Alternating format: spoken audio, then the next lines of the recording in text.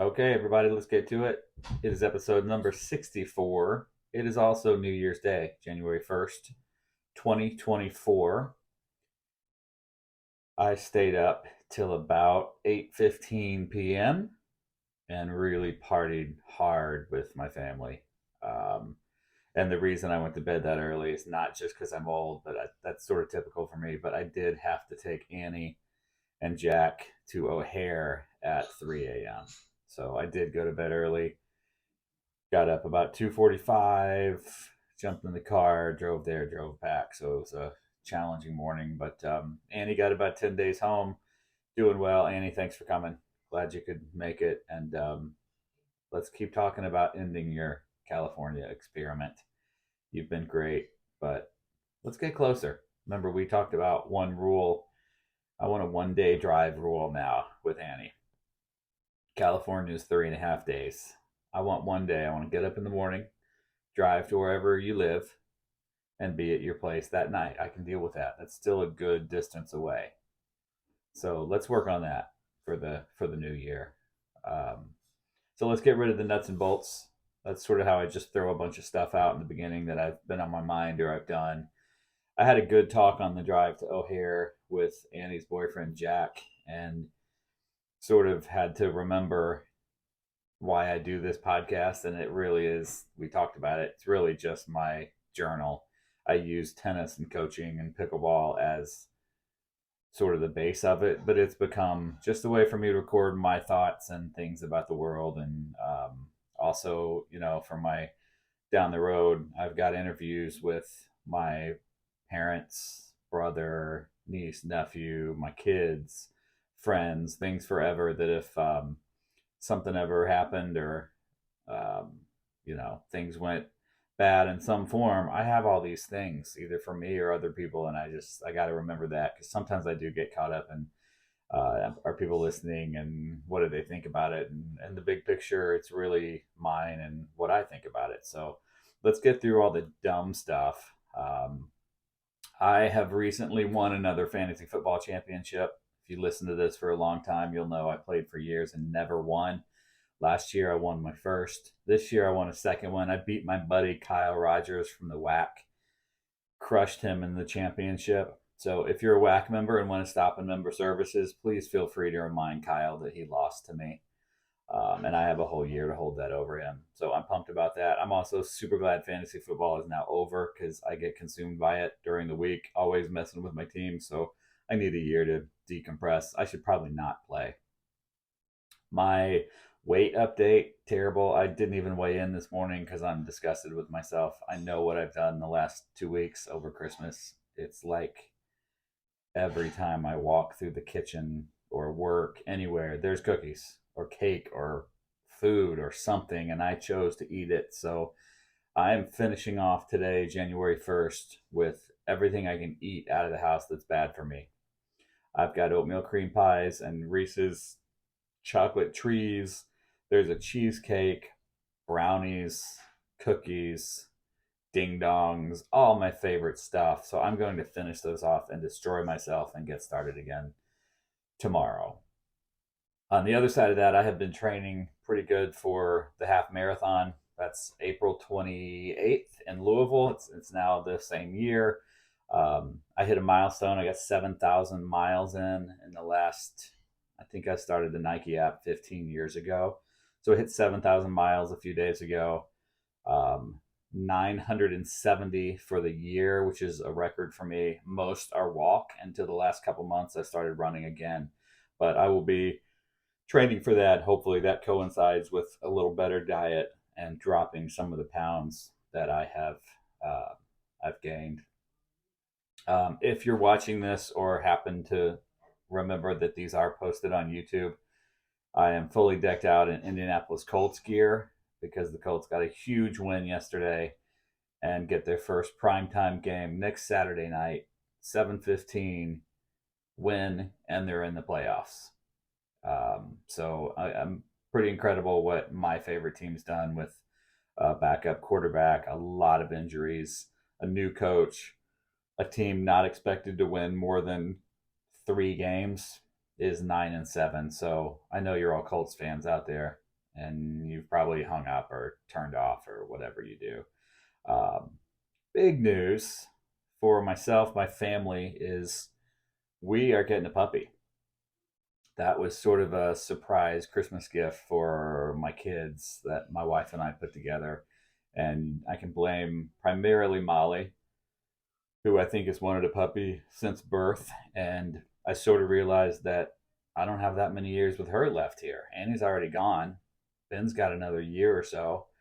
Molly's got 3 left and never had the dog experience. So, coming sometime in April or May, we will have a golden doodle or a bernedoodle or some sort of doodle type thing. So, if anybody has any good dog advice, especially for a family not necessarily new to dogs, I had one in high school. My wife grew up with black labs, so we've had dogs before, but not in our current situation. Also, if you got a good place to purchase dog things like, I don't know, cages and things to hold them in so they don't eat my cats, let me know. I'm looking for any advice. And then lastly, you can help us with names. So I sort of made a rule with my in my head and with my family that if I was to do this dog thing, I got to name it. So my number one name is, you should guess by now, is Colt. That's what I want it to be. But I will go with Indy is the current running name in our family. Indy covers obviously the Colts. You know where I'm from, Indiana, um, where I went to school, Indiana, all those things. We also like Indiana Jones movies, so we can call it Indiana Jones, and then we'll just call it Jones, and then we'll call it Puppy Jones. Others on the list, Chopper. That is in honor of the bulldog that lived next to my house when growing up in Vincennes. Big, strong, awesome bulldog named Chopper. That's on the list. And then Stanley. My Australian Shepherd in high school's name was Stanley, named after the character I played in a musical that I cannot remember at the moment. It wasn't Guys and Dolls. It wasn't Music Man. Hello, Dolly. I was a guy named Stanley. Kind of a random part. So those are my names. If you want to vote for those, you've got Indy, Hoosier, Colt, Chopper, and Stanley. Those are your votes. Um, Next up, I always keep track of how many books I read, and if you've listened to this before, I talk about them a bit. Finished 22 books this year, so I was pretty pumped about that. That's one more than last year. My top two were probably Matthew Perry's book and Henry Winkler's book. Really good. There's some other in there that I like to read about crime and chasing people and bad guys, kind of born identity type stuff. But my best ones, the Matthew Perry book, really good and very sad since I read it after he passed away. But both really good if you're looking for something. Um, New Year's resolutions. I have one every year. It's always the same, has been forever, and that is to drink more. That's it. It's always my one and only, and I fail every year, and I guess I'm happy I fail, but I always wanted to be the guy who came home from work and had a 6 pack in the fridge and maybe sat in the backyard and drank a beer. And I tried once and I just couldn't do it. I ended up giving the beer away to my neighbor. Um, but I just think that's something I could do more to chill and maybe relax. But I know I will fail, but it's still, that's my primary one. And it won't happen. And next year I'll do it again. Um, Lastly, before I get to some tennis stuff, my last nuts and bolts, and this is due to my nephew Tristan, who brought this topic up. Tristan has been on my podcast before. We have similar senses of humor, and I thought he had a good question. So I'm going to call it li- liquid fingers. So his question was, if you could have your 5 fingers and they're basically like spouts. You can shoot any liquids you want out of your fingertips forever. You got 5 choices. What are you choosing? So mine, we had a long conversation about this, and this is really dumb, but it's my kind of thing. So number one, it's not in any order, but I definitely picked water. I want one finger. I always have something to drink. I got water for it. And I'm also prefacing this with the right temperature of the drink you choose.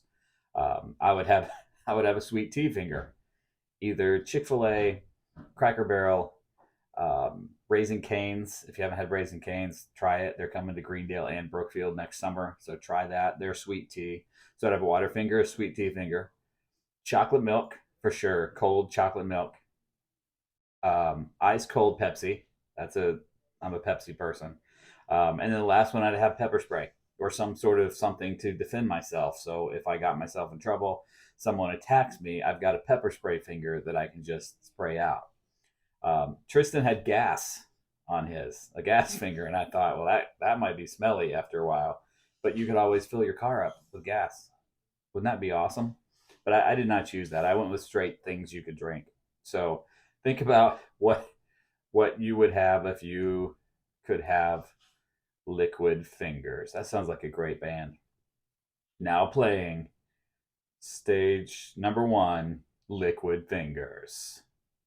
Okay, so one thing I did, and this I'm almost done. This is going to be a short one. I'm going to watch some football here in a little bit.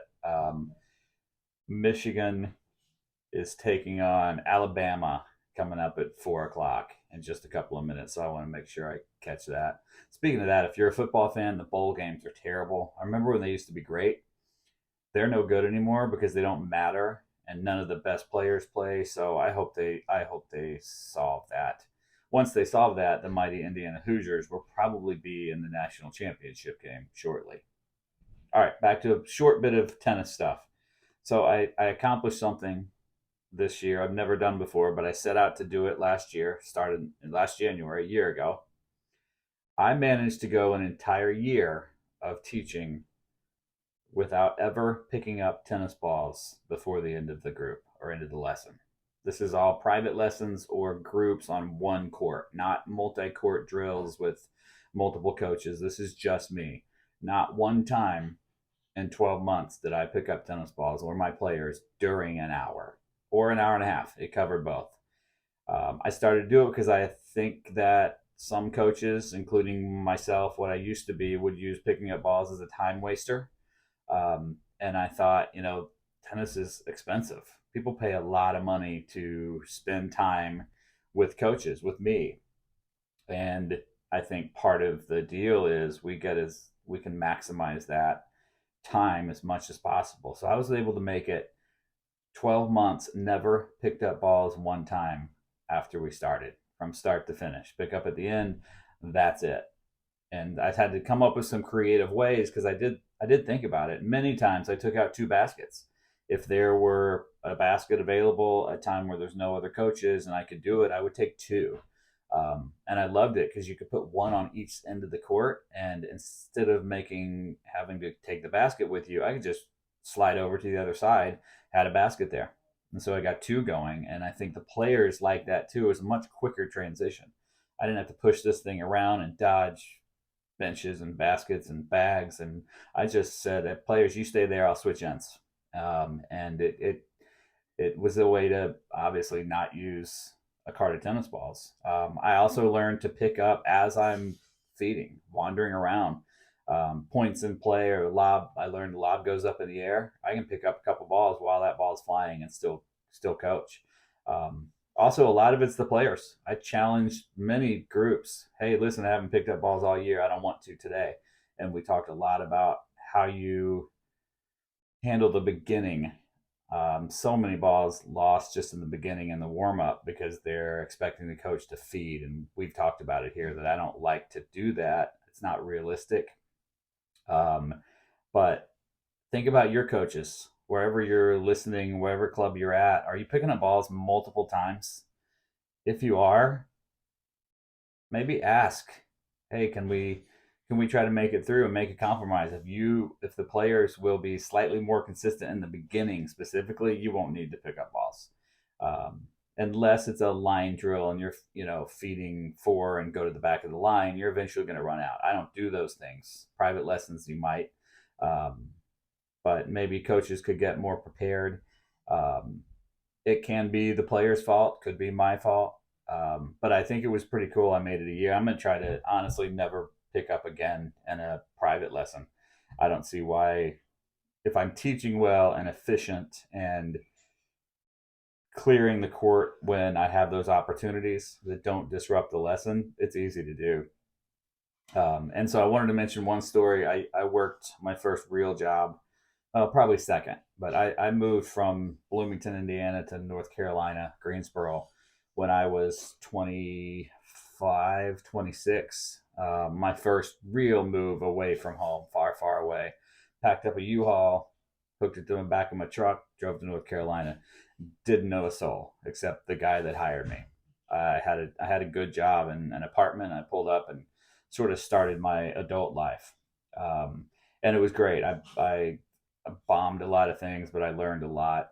But one of my favorite stories, it was at a really exclusive country club, really demanding members. I'd say it's a difficult job. No one really stays more than 3 years. I made it three exactly, because the membership is so demanding. And one thing I do with my buddies Paul and Toby, who are two of the best guys I've ever taught with, and we had a really good team, all young, all trying to figure out what we're going to do with ourselves.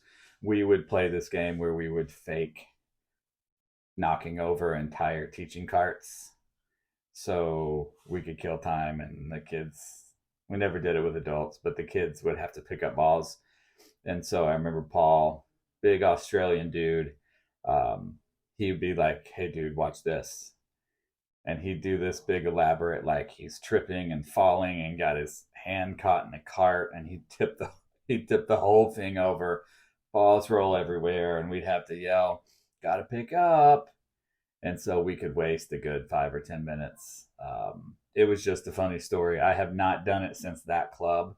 I've wanted to. I'm a little more mature than that now. But back then, we just had days where it was such a grind that we needed something to entertain us a bit. But if you see me knock over the cart at the whack, I'm probably didn't do it on purpose. I probably just tripped and fell over. So lastly, and this one this is about coaching. So I was reading this book, finished it recently, and a guy used um, this quote, and then I looked it up. So the quote is, "What a man hears, he may doubt. What a man sees, he may doubt. What a man does, he cannot doubt." And so I typed it in my phone real quick and kept reading the book. And later, when I got some time, I Googled it. Where did this come from? Because I thought it was really cool. For it just sort of hit me. You know, I tell a student something, they, they may not get it, right? I demonstrate what it looks like, might not get it. But when that player actually does it and is forced into that situation, that's when they learn. So I looked it up, and this guy's name was Seaman Knapp, Knapp. He invented the demonstration method in 1903, and it has a lot to do with farming and some animals and varmints and all that. But I skipped that part. Um, what it refers to is he developed this teaching method, and I guess back then, 1903, 120 years ago, that refers to teaching people that it's best to have them actually do the action in a real situation versus telling or showing them.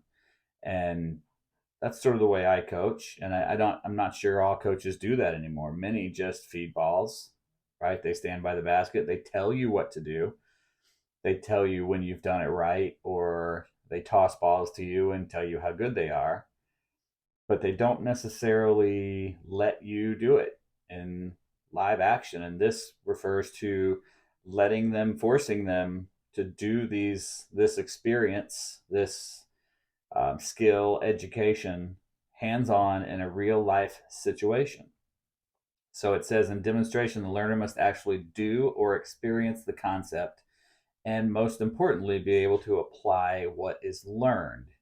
And I think many of our coaches, including myself, used to, we tell you and we show you, but then you never play. It's one of the reasons I am really pushing to getting my players to actually play real tennis during a lesson. And they're getting better. And many of you are listening to this that don't like it when I say, all right, spin your racket, start a match. But this demonstration method, is why, because it puts you in that situation where you have to do it, not just be told what you're going to do when the match shows up. So instead of me saying, hey, little Timmy, when you have your match tomorrow, you're going to do this. This is more, hey, we're going to do this now. We're going to put you in this and you're going to do it, not just hear it and see it. And so it got me thinking: do your coaches actually challenge you to do things in practice, or do they just tell you about them, show them to you, and use more words and talking about it instead of actually letting you play? This is why I read 22 books a year, because these things hit me and I can write them down and talk about them. But it's a demonstration method, 1903. If you're in a lesson situation, a drill, ask your coaches, if you're not already doing it, hopefully you are. Hey, can we do this in real play? Can we play some points and see if I can do this when it shows up, versus the coach setting it up for you and holding your hand all the way through it? So think about that as you play. And then the last one, again, I promise I'm almost done. The football game started. Thinking about, are you comfortable with what kind of player you are on the court and secure enough to accept that that's who you are? I've got players, had a good conversation recently with a player who was struggling because they didn't feel like they were putting the ball away quick enough. They wanted to do like others. Other people may have been putting it away in one shot right away, but this person, it took two, three, four, five. And I kind of explained, listen, you don't need to play like that person. Play like you. Because if they get it done in one and you get it done in four, guess how many points each person gets? You've gotten your 1 point. And this player seemed a little hesitant to accept that that's the kind of player they were, because they were trying so hard to be somebody else. And I think it's super important, pickleball or tennis, that you know who you are, that you know what you're good at, what you're bad at, what your skills are, and accept it and be 100% comfortable in that world. I always wanted to hit harder. I wasn't a big dude, didn't have big muscles, skinny, hate working out. I had friends of mine that were much bigger, stronger, and they could hit winners more than me. But it took me years, probably late high school into college, before I realized that, listen, I have to stop trying to be like these other players. These are the things I do well. I was a turned out pretty good grinder, loved spins, drop shots, lobs, work the point a little bit. I'm talking singles at the moment because I didn't have big shots. I had a big serve, good volleys, but I knew what my job was, and that was okay. Might take me 3 hours to beat this guy. Might take my friend an hour and a half because they can hit more winners. But either way, I got the job done. Doubles was a little different. I knew I could hit my big kick serve and volley, drop shots, lobs, angles. I didn't. I didn't need the power that I still wanted. I just didn't have it. Physically, I couldn't do it. I did not have that skill. But once I settled into who I was as a player, got a whole lot better. And I think that's hard to do. So sometimes, instead of changing, just sort of accept, this is what I do. This is how I play, and I'm good at it. And let's put it out there against their best and see what happens, and stop fighting that you want to be someone else. I've also think I've settled into who I am as a coach, and no longer let it bother me when a student, a player, a member doesn't like it and prefers something else. I offer a certain product, my style, and it's okay if others don't like it. I do have to adjust a bit, but it's the way I do things, and I'm fairly flexible and work with the player and their skills. But we've talked about, I'm not a technical coach. I enjoy the conversation about it, but then I don't understand it. We've talked about here all the science and physics. That's not who I am. And for a while, I tried to be, but that's not it. It's not how my brain works. So I think the advice here is just play how you play, use the skills you have to go up against them, put your best against their best. And if they win, then so be it. But stop trying to play outside of what your comfort zones are. It's a much better way to play. You can settle in and just sort of do your thing a little bit. Like the mighty Indianapolis Colts, we're a running team. We got 2, 3 great running backs who just grind and grind, and we throw a limited number of passes and we run. That's who we are this year. Haven't always been that. We had Peyton Manning where we passed the ball, but they've accepted who they are, and a team with not a significant amount of talent has won 9 games against professional athletes, and they're about to win their 10th. I might be podcasting next Saturday night, and that might start my having more drinks each year.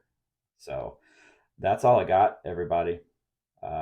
Again, you can follow all my stuff, Scott Ficks-Tennis and Pickleball on Instagram, TikTok, which has a lot of strange stuff. I had 800 and some people watch an oatmeal cream pie candle burn for 10 seconds. My most watched video ever. I could put Roger Federer having a conversation with me. I'll get 2 people. And I put a candle burning and I get almost 1,000. YouTube, you can watch them if you prefer to watch. It's just me. I've got my camera here. It's very, very exciting. I'm looking at you right now. So check all that stuff. If you're a WAC member, we'll see you at the courts. I hope everybody has a good start to 2024, and I will talk to y'all later. See ya.